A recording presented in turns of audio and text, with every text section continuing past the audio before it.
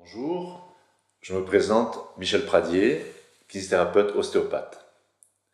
Je veux vous parler aujourd'hui de posture.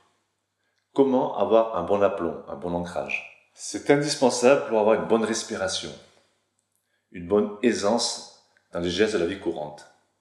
Plus jeune, j'étais fatigable, j'avais souvent des problèmes de dos, je ne faisais pas de sport. Depuis, pour exercer mon métier, j'ai besoin en permanence d'avoir une bonne condition physique. Au cours de mes formations, j'ai étudié plusieurs méthodes. J'ai retenu que pour être en bonne santé, il fallait être bien positionné, à savoir les pieds ancrés dans le sol, le bassin mobile, le thorax ouvert, la tête sur les épaules, les yeux en face des trous. En pratique, il faut conserver l'alignement tête, tronc, bassin grâce au gainage des muscles profonds de la colonne vertébrale. Et en insistant sur le placement du bassin et le lien qu'il y a avec le haut du corps. C'est pourquoi j'ai réalisé une synthèse pratique, efficace, applicable tout de suite. Il y a deux types de postures erronées, de façon classique. Debout, on parle d'hyperlordose lombaire, ce qui entraîne une posture affaissée, à savoir qu'il y a exagération de la courbure lombaire et proéminence de l'abdomen. En position assise, la posture erronée, classiquement, c'est l'affaissement du bassin, de la colonne vertébrale. Dans cette position, je ne peux pas respirer correctement. Quand je vais souffler, je vais avoir une poussée qui ira de haut en bas. C'est-à-dire que je vais pousser sur le périnée, l'abdomen va sortir. La pression intervertébrale au niveau du disque L5-S1 va passer de 140 kg à 200 kg si je me penche en avant. Il y a un pincement discal qui se fait. Cette posture est confortable dans un premier temps, et à long terme, elle est aggravante. Il est important de conserver les courbures physiologiques de la colonne vertébrale, c'est-à-dire garder un creux lombaire, un arrondi dorsal et un creux cervical. Cette succession de courbures sert d'amortisseur par rapport à la pression verticale. On distingue deux types de muscles. Il y a des muscles profonds, courts, qui vont de vertèbre en vertèbre. Ce sont des muscles dits de posture. C'est eux qui vont permettre l'érection de la colonne vertébrale. Et les autres muscles, les muscles dits superficiels, ce sont des muscles d'insertion éloignés qui vont permettre les mouvements. Ce sont des muscles dits dynamiques.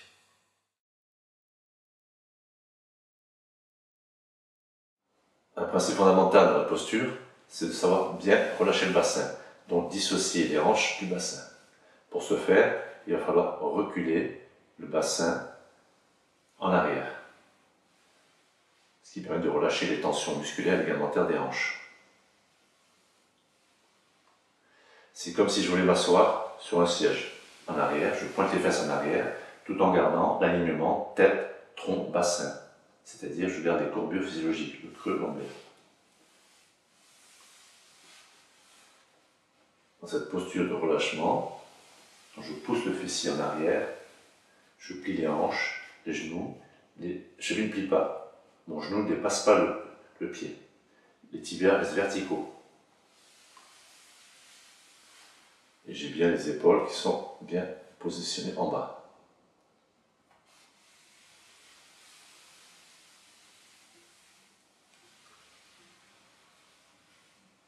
Comme entraînement, on peut utiliser un bâton pour bien sentir le recul des hanches en arrière. Et pousser les fessiers en arrière. Je pose le bâton, je pousse les fessiers en arrière, et à l'extrême, les hanches bloquent le bâton.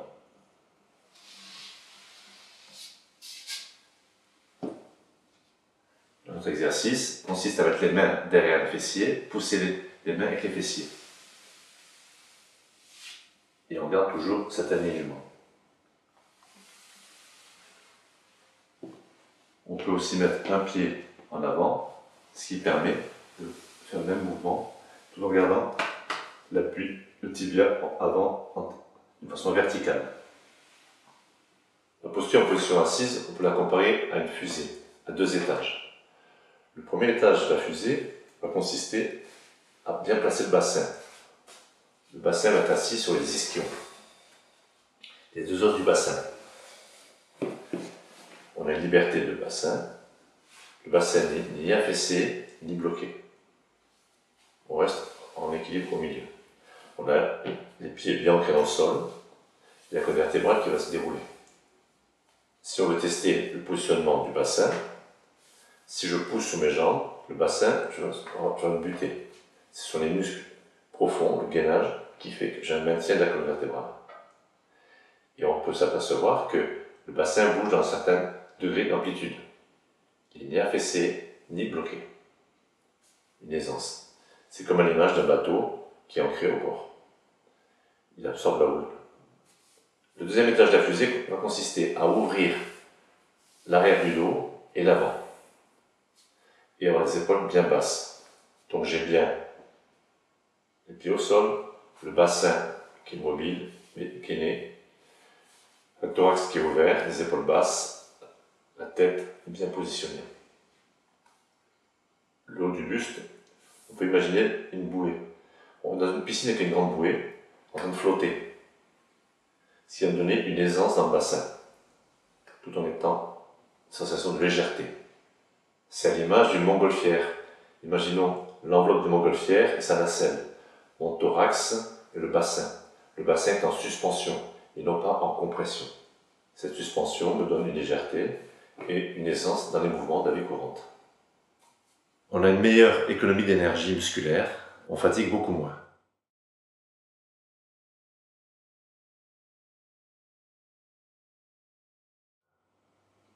Au point de vue respiration, on a une aisance respiratoire et lorsqu'on veut pousser la voix, on a un soutien dans le bas-ventre qui pousse de bas en haut. Donc on a la voix qui porte plus, on peut chanter sans fatiguer les cordes vocales. Au point de vue état général, on a une meilleure circulation d'énergie, une meilleure concentration, une meilleure vigilance. Si je veux attraper un objet au sol, on a tendance à plier les genoux en premier. Si mes genoux dépassent les pieds, je ne pourrai pas atteindre l'objet, donc je vais m'affaisser. Deuxième élément, si je bloque mes genoux en arrière, dans une posture statique, mon bassin va être bloqué et la posture n'est pas bonne, je suis affaissé.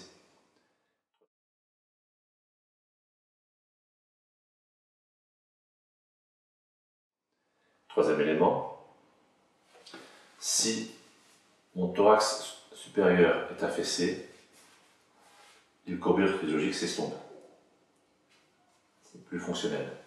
Quatrième élément, si au départ, je suis bien parti en reculant les fessiers, mais en cours de route, j'ai une sensation de tomber en arrière, j'aurai tendance à vouloir plier mes chevilles pour attraper l'équilibre. Et la posture est affaissée à nouveau. Dans les 4 cas, dans l'expiration, on aura toujours une poussée qui ira de haut en bas. En position assise, il y a 4 pièges à éviter. Le premier consiste à mettre les pieds sous la chaise. Dans cette position, la tension musculaire fige mon bassin et du coup, la posture ne peut pas se mettre en place.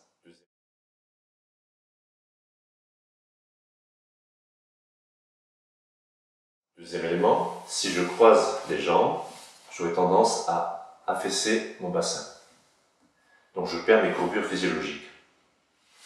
Troisième élément, en position assise, si mon thorax s'affaisse, tout l'ensemble va s'écrouler. Les épaules vont monter.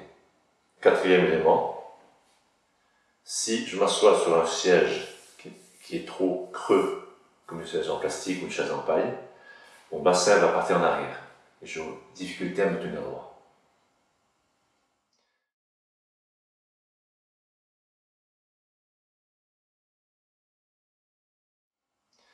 Dans ces 4 éléments, à chaque fois, lorsque je vais respirer, dans l'expiration, j'aurai une poussée qui ira de haut en bas. Donc il va engendrer une mauvaise direction, une respiration inverse.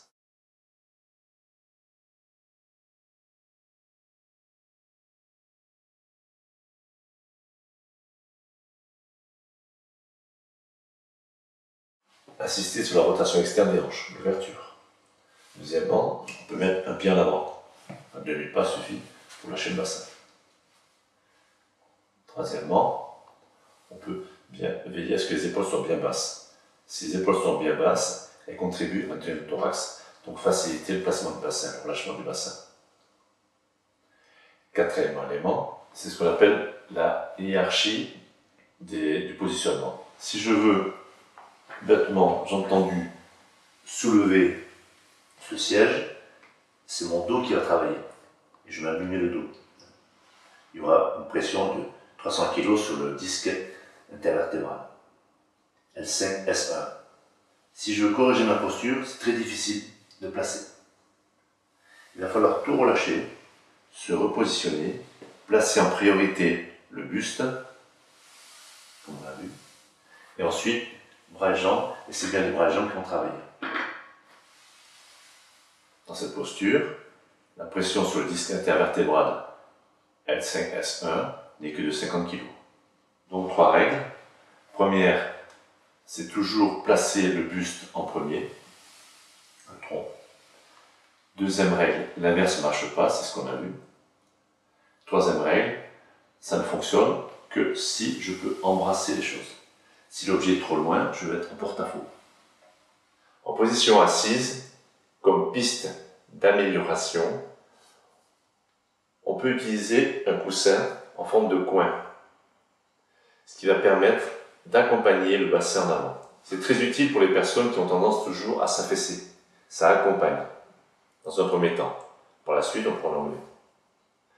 Deuxième piste d'amélioration va consister à réveiller les muscles profonds, à s'entraîner. Je vais me pencher en avant. Mon regard se pose entre mes pieds. Je vais prendre appui sur mes deux jambes et tout doucement, je vais me dérouler ma colonne vertébrale, les lombaires, la zone dorsale, les épaules sont basses, cervicale, et au dernier moment, mon regard reste horizontal.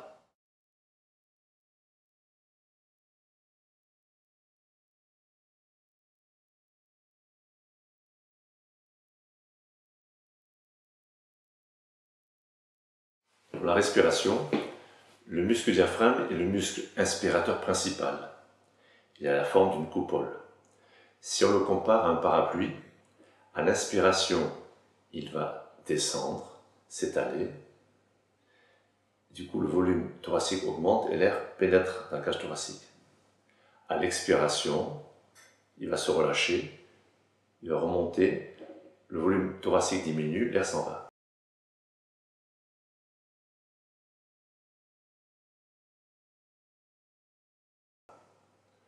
À l'expiration forcée, c'est la contraction abdominale qui va refouler les viscères vers le haut et accélérer la remontée passive du diaphragme. Exemple dans la toux ou dans le chant. On parle de synchronisation quand le diaphragme se contracte, les abdominaux se relâchent et vice versa. Pendant cette synchronisation, au moment de l'expiration, on va avoir une poussée qui ira de bas en haut.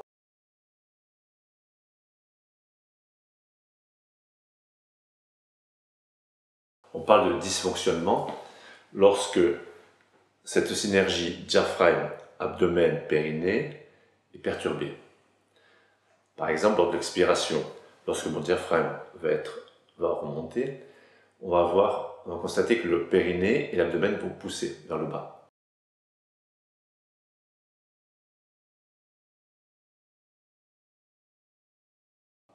Suite à une poussée inverse, c'est-à-dire qui ira de haut en bas. Il y a 4 causes à cet effet inverse. La première, c'est quand le bassin est figé. La deuxième, c'est quand la colonne vertébrale est affaissée. La troisième, c'est suite à une inspiration forcée au départ, c'est-à-dire que le diaphragme va descendre trop bas. Et la quatrième, lors d'exercices de gymnastique d'abdominaux extrêmes, exemple les ciseaux, on va mettre en tension le muscle pseudo-ciliaque.